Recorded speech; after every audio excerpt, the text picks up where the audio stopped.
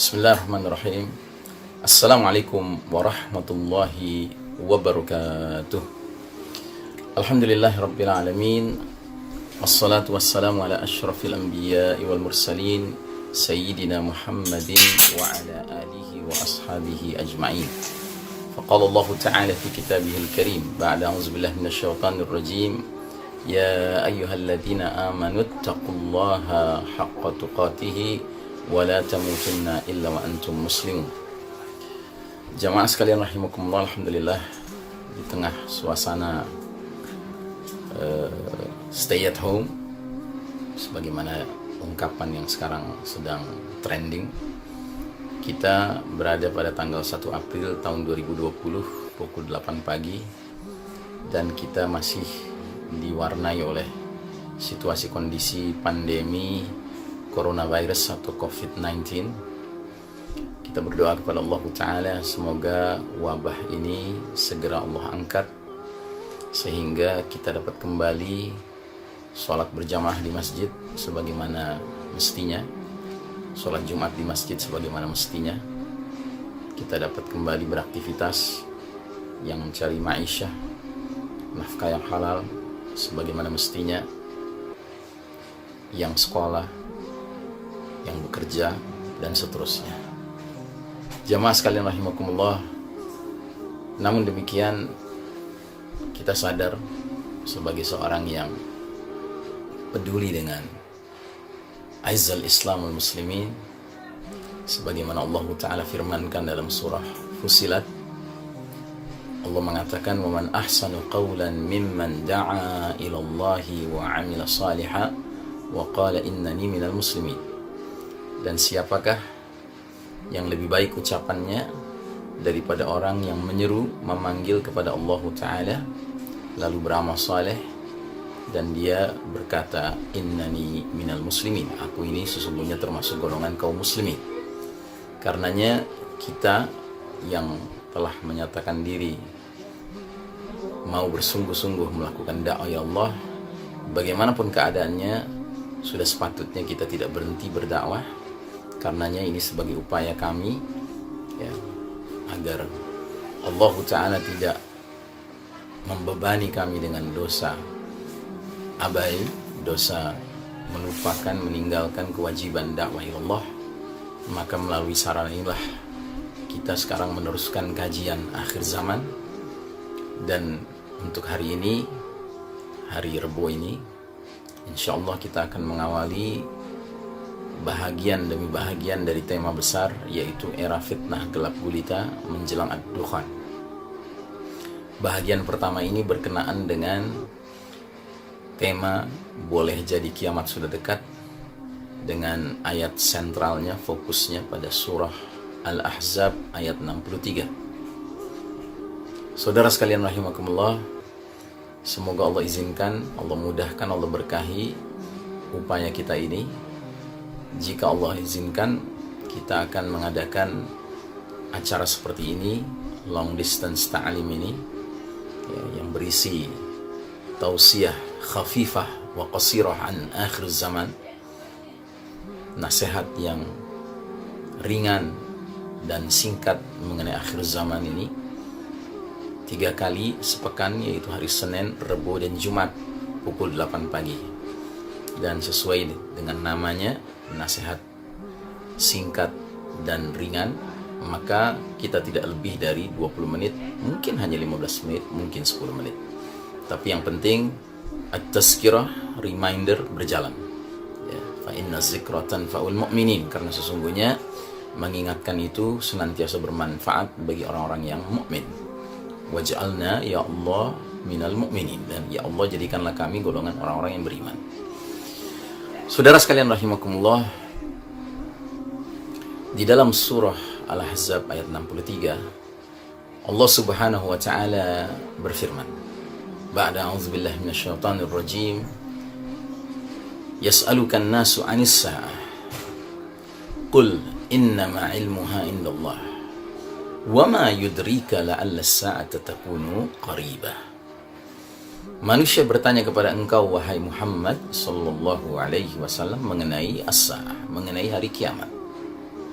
Katakanlah, sesungguhnya pengetahuan tentang hal itu, tentang hari kiamat itu, hanya ada di sisi Allah Subhanahu wa Ta'ala. Dan ketahuilah, wahai Muhammad, boleh jadi kiamat itu sudah dekat waktunya.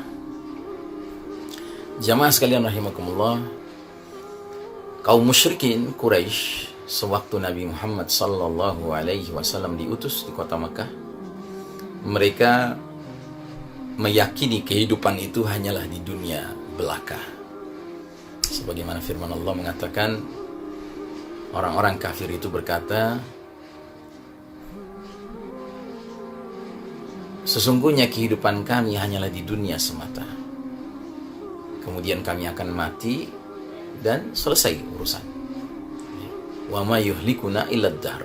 Tidak ada yang membinasakan kami kecuali waktu. Jadi artinya kalau waktunya sudah habis, sudah mencapai deadline atau deadline, ya kan, batas akhir masa kehidupannya di dunia ini, sudahlah, tidak ada kelanjutannya. Nah, datang Nabi Muhammad sallallahu alaihi wasallam membawa dakwah al-anbiya wal mursalin alaihimussalam, dakwah para nabi dan para rasul sepanjang zaman, yang intinya adalah mengajak kepada kalimat tauhid, a'budullah rabbi wa rabbakum, sembahlah Allah Rabbku dan Rabb kalian. Maka di dalam dakwah tauhid secara otomatis ada dakwah untuk mengimani akan datangnya yaumul akhir, al-imanu bil yaumil akhir. Dan mengimani yaumil akhir, mau tidak mau mengimani datangnya as-sa'ah, the hour, ya, hari kiamat, the day of total destruction of the whole universe by the will of the Almighty, the Creator, Allah Subhanahu wa Ta'ala. Hari datangnya kehancuran jagat raya yang luas ini atas kehendak yang maha kuasa, yang maha menciptakannya, yaitu Allah Subhanahu wa Ta'ala. Nah, jadi orang-orang musyrikin Quraisy ketika Nabi mengajak kepada tauhid, mengajak kepada mengimani hari kiamat, hari akhir, sudah barang tentu mereka tidak mengimaninya. Mereka memandang bahwa apa yang diajak oleh Nabi ini adalah suatu perkara yang mustahil. Kehidupan hanyalah di dunia belaka. Karenanya ketika Allah Ta'ala mengabadikan yas'alukan nasu anis sa'ah, manusia bertanya kepada engkau tentang kiamat, kapan kejadian kiamat itu? Sesungguhnya ini adalah pertanyaan yang sudah dilandasi oleh keingkaran akan datangnya hari kiamat. Yang artinya apa?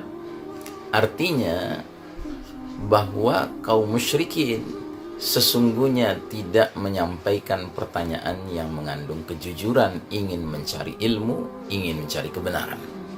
Tapi ini pertanyaan sudah mengandung unsur istihza, mengolok-olok, mengejek Nabi Muhammad sallallahu alaihi wasallam dan apa yang dia serukan. Karenanya Allah Ta'ala memerintahkan kepada Nabi kita, Qul innama ilmuha indallah. Katakanlah, sesungguhnya pengetahuan tentang as-sa'ah, tentang kapannya, tahunnya, tanggalnya, bulan berlangsungnya, semata hanya Allah Ta'ala yang miliki. Jadi tidak ada siapapun selain Allah Ta'ala yang memiliki pengetahuan tentang terjadinya as-sa'ah, terjadinya the hour, hari kiamat. Tidak ada. Termasuk Nabi Muhammad SAW pun tidak tahu menahu kapan kiamat akan terjadi. Tidak ada satu hadis pun menyebutkan tahun, bulan, apalagi tanggal terjadinya hari kiamat. Kalaupun ada hadis yang menyebutkan kapan terjadinya kiamat, itulah hadis riwayat Imam Al-Bukhari, hadis sahih, yang sebatas menyebutkan harinya. Kurang lebih hadis itu bermakna tidak ada hari di mana matahari bersinar lebih baik daripada Yaumul Jum'ah, hari Jumat. Pada hari itulah Allah Ta'ala menciptakan Adam alaihissalam. Pada hari itulah Allah menempatkan Adam alaihissalam fil jannah, di jannah. Pada hari itulah Allah Ta'ala memutuskan Adam keluar dari jannah. Pada hari itulah Allah Ta'ala menerima taubatnya Adam alaihissalam. Pada hari itulah Allah Ta'ala mengembalikan Adam masuk ke dalam jannah. Dan pada hari itulah tegaknya as-sa'ah, hari kiamat.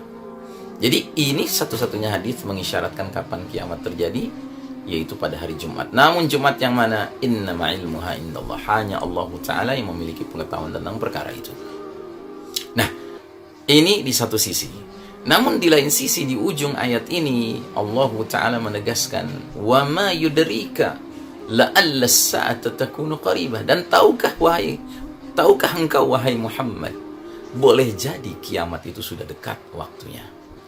Nah, jadi ujung ayat ini Allah Ta'ala menegaskan, boleh jadi kiamat sudah dekat waktunya.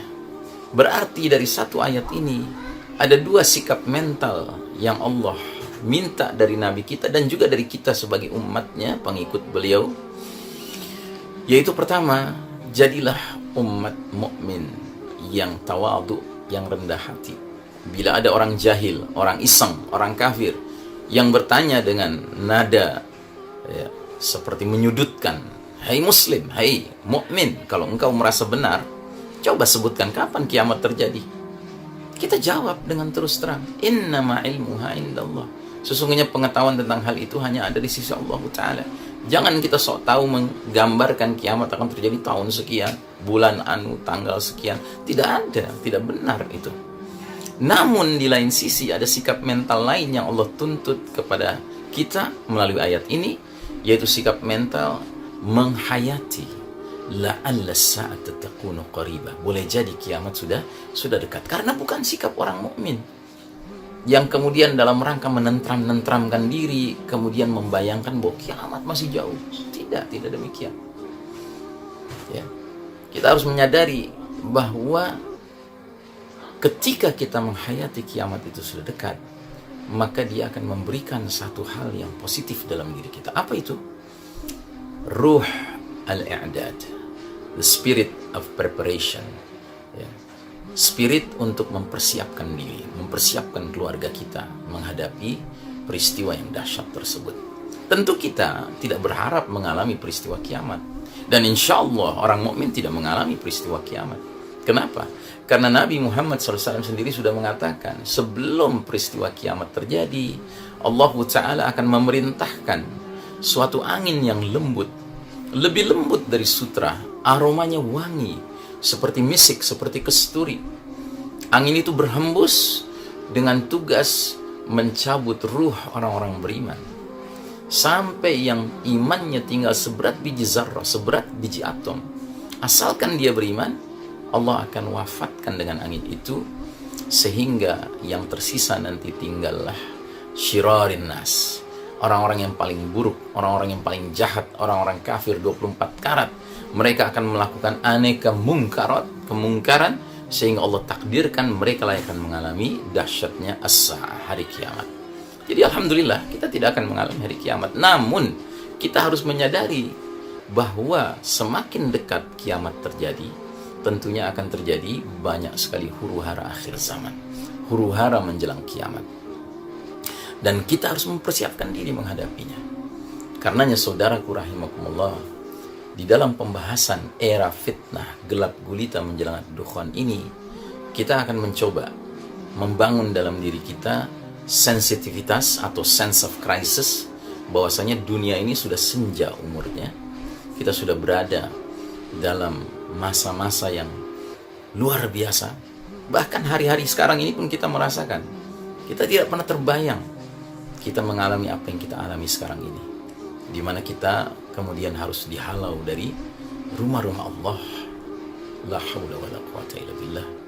Kita harus menjadi seolah-olah pasif, tidak bisa beraktivitas keluar dari rumah kita. Kita menjadi seolah-olah berada dalam kungkungan yang kita buat sendiri dengan alasan-alasan sendiri. Padahal ini tidak pernah terbayang. Jangankan sekian belas tahun yang lalu, bahkan sekian bulan yang lalu saja tidak terbayang hal ini. Karenanya saudaraku rahimakumullah, mari kita menghayati apa yang kita alami ini sebagai bentuk sinyal-sinyal dari Allah Subhanahu wa taala yang ingin mempersiapkan diri kita untuk menghadapi fitnah demi fitnah yang semakin berat ke depan ini, ya. Dan kalau kami mengatakan fitnah demi fitnah akan semakin berat, ini bukan dalam rangka menakut-nakuti, tidak, tapi dalam rangka Let's be honest, ayo kita menjadi orang-orang yang jujur, yang menyadari bahwa memang begitulah tabiatnya dunia ini. Ketika dia sudah semakin senja umurnya, kita akan menyaksikan banyak fitan, ya, sebagaimana sabda Nabi dalam hadisnya yang akan sering kita angkat, badiru bil a'mali fitanan kaqita'il lailil muslim, ya, bersegeralah kalian beramal sebelum datangnya banyak fitnah seperti malam yang gelap gulita. Nah, jadi saudaraku rahimakumullah, jangankan kita yang hidup sekarang di tahun 1441 Hijriah, ya, sedangkan di zaman Nabi SAW ada sahabat suatu ketika keluar rumahnya, tiba-tiba di kejauhan dia melihat ada asap membumbung, ya, kabut membumbung, kabut asap, ya. Apa yang dia lakukan? Dia segera berkeliling menggedor rumah-rumah sahabat-sahabat tetangga-tetangganya seraya berteriak-teriak, ad-dukhan, ad-dukhan, ad-dukhan. Artinya asap-asap, kabut-kabut, ya. Kemudian para tetangganya ini berkeluaran dan kemudian mereka mengerumuni, ya, sahabat ini, berdiri di sekelilingnya. Kemudian mereka bertanya, ada apa? Dia tunjuk di kejauhan dukhan, asap itu, dia teriak lagi, ad-dukhan, katanya. Mereka bertanya, ada apa dengan asap itu? Maka sahabat ini yang heran, dia yang balik bertanya, tidakkah kalian ingat di antara pesan Nabi Shallallahu Alaihi Wasallam mengenai alamatus sa'ah adalah munculnya ad-dukhan? La haula wala quwata illa billah. Itu sahabat masih hidup bersama Nabi. Dia menghayati satu peristiwa, satu fenomena, langsung dia kaitkan dengan alamatus sa'ah, tanda-tanda kiamat. Dan jangan salah, ad-dukhan termasuk min alamatil kubra, tanda-tanda besar. Dia bukan alamatus sughra, tanda-tanda kecil, yang padahal di dalam ilmu akhir zaman kita akan pelajari bahwa alamatul kubra yang jumlahnya terbatas hanya 10 itu hanya akan muncul ketika kiamat sudah dekat sekali akan terjadi.